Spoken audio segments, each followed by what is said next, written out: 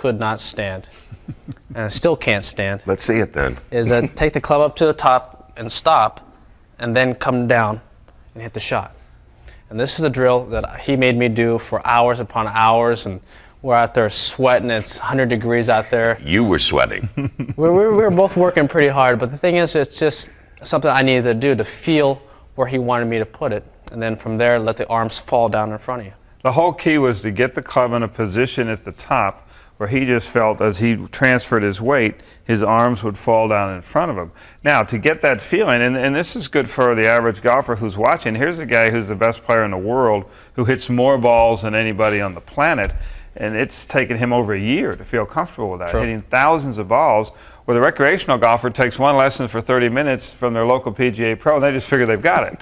They've got it made by doing that. And so it just tells you how hard you have to work at this game. This man works harder than anyone I've ever seen. Greg Norman, when I worked with him, was the hardest worker I'd ever seen until Tiger came along, and he works harder than even Greg did.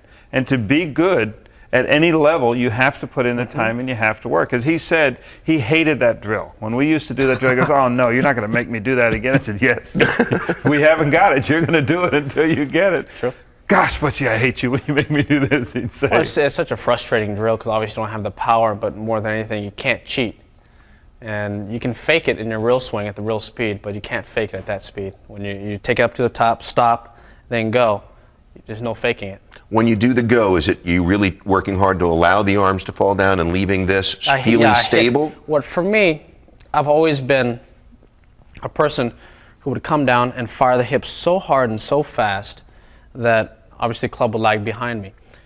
But you wouldn't tell most golfers this, is to try and, for me, what I try and feel is let my arms beat my body down.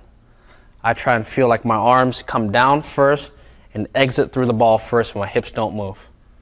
That's for me. That's the feeling. That's as the opposed feeling to the I have. reality. It doesn't even come close to that. Obviously, Right. I'm more like this at impact.